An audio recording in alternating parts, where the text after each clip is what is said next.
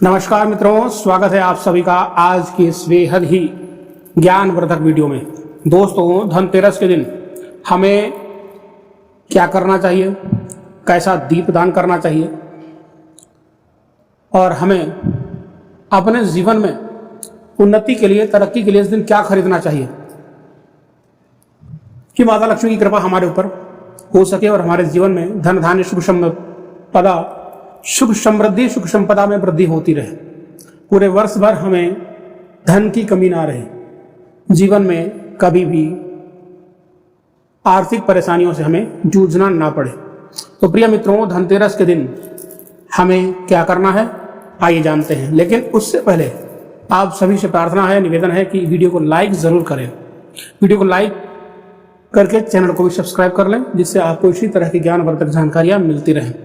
प्रिय मित्रों, कार्तिक मास के कृष्ण पक्ष की त्रयोदशी तिथि के दिन भगवान धन्वंतरी अमृत कलश के साथ सागर मंथन से उत्पन्न हुए हैं, इसलिए इस तिथि को धनतेरस के नाम से जाना जाता है। धन्वंतरी जब प्रकट हुए थे तो उनके हाथों में अमृत से भरा कलश था। भगवान धन्वंतरी कलश लेकर प्रकट हुए थे, इसलिए ही इस अवसर पर बर्तन खरीदने की परंपरा है। कई कई लोक की मान्यताओं के अनुसार यह भी कहा जाता है कि इस दिन धन खरीदने से उसमें 13 गुना वृद्धि होती है। इस अवसर पर धनिये के बीज खरीदकर भी लोग घर में रखते हैं। दीपावली के बाद इन बीजों को लोग अपने बाग बगीचों या खेतों में बो देते हैं। दीपावली की रात भी माता लक्ष्मी के सामने साबुत धनिया रखकर पूजा करें।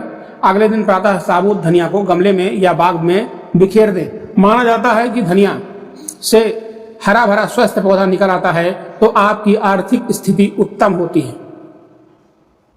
धनिया का पौधा हरा भरा है लेकिन पतला है तो सामान्य आय का संकेत होता है। पीला और बीमार पौधा निकलता है या पौधा निकलता ही नहीं है तो आर्थिक परेशानियों का आपको पूरे वर्ष भर सामना करना पड़ता है।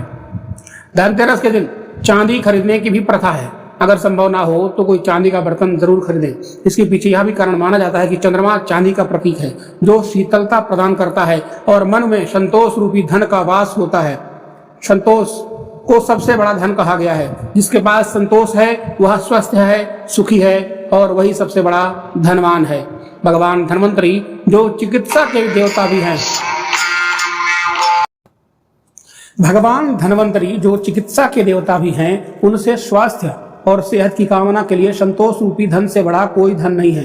लोग इस दिन ही दीपावली की रात लक्ष्मी गणेश की पूजा हेतु मूर्ति भी खरीदते हैं। दाहम तेरस पौर्णिकम कथा। कार्तिकस्यास्ते पक्षे त्रयोदश्याम निशामुखे यमदीपम बहिर्दद्या दप मृत्युर्विनश्यति।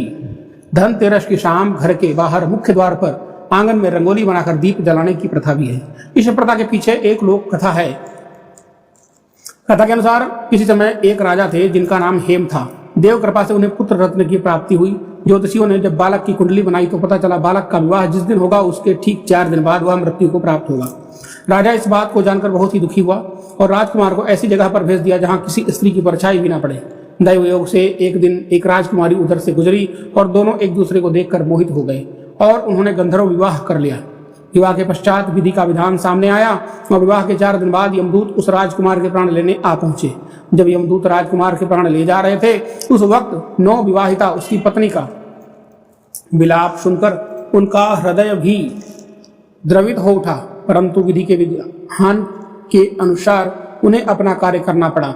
यमराज को जब यमदूत यह कह रहे थे उसी वक्त उनमें से एक ने यम देवता से विनती की, हे यमराज, क्या कोई ऐसा उपाय नहीं है जिससे मनुष्य अकाल मृत्यु से मुक्त हो जाए।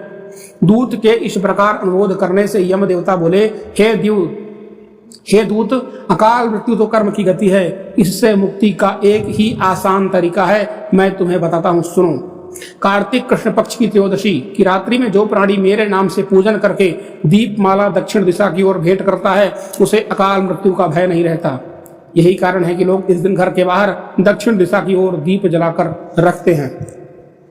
धनतेरस पूजा की सामान्य विधि।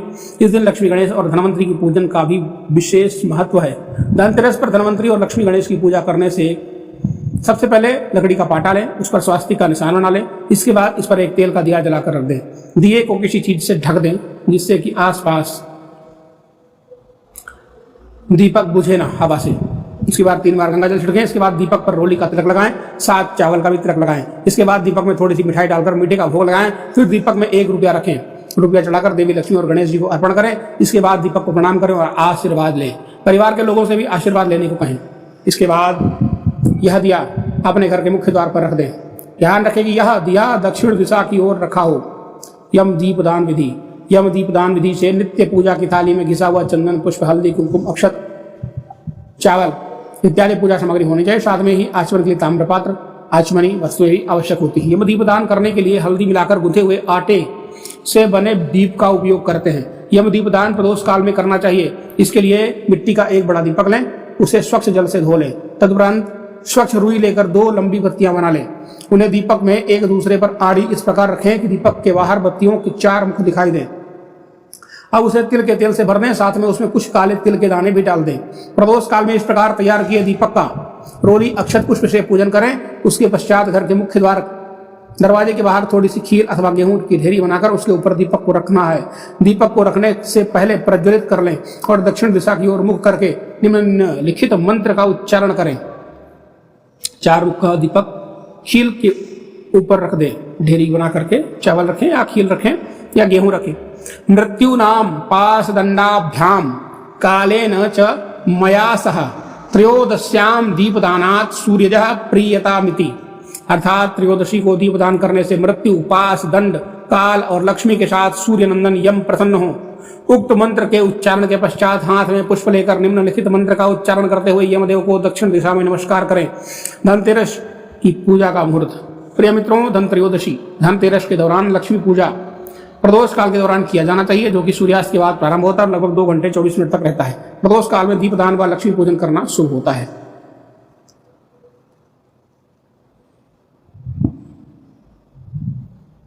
प्रिय मित्रों, धनतेरस में आपको कुछ विशेष उपाय भी करने चाहिए। धनतेरस में धन प्राप्ति के लिए अनेक उपाय बताए गए हैं और धन के देवता धन्वंतरी का स्तोत्र पाठ करना बेहद ही कारगर सिद्ध होता है। इस दिन यदि आप धन्वंतरी स्तोत्र का कम से कम 11 बार पाठ करते हैं तो आपके जीवन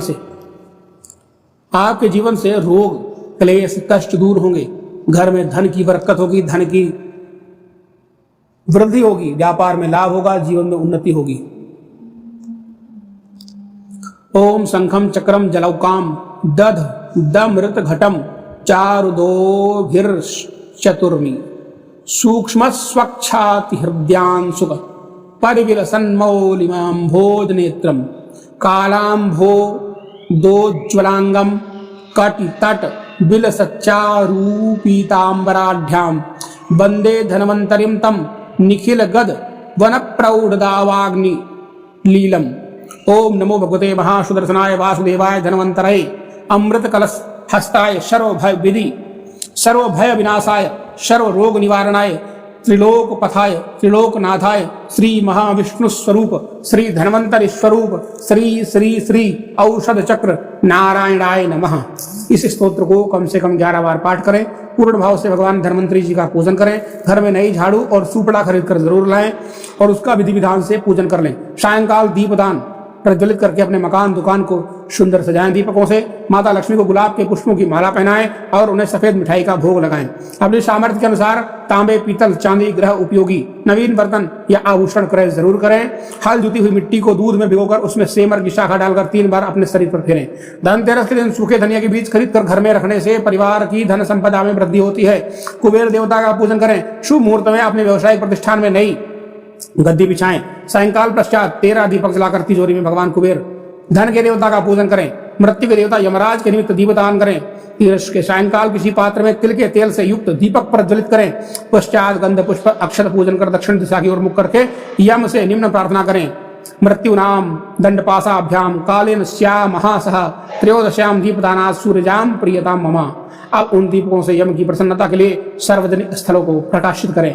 प्रिय मित्रों, आज यदि आपने यह उपाय कर लिया तो आपके जीवन से सभी प्रकार के संकट, क्लेश, परेशानियां दूर हो जाएंगी। आपके घर से रोग बहुत दूर भाग जाएंगे, क्योंकि धन्वंतरि भगवान की ऐसी कृपा होगी, घर में आपके रोग टिकेंगे ही नहीं। प्रिय मित्रों, तो आज के लिए सिर्फ इतना ही। कल फिर मिलते हैं एक नई वीडियो में एक नई जानकारी के साथ। तब तक के लिए धन्यवाद। हर हर महादेव। श्री शिवाय नमस्तुभ्यम।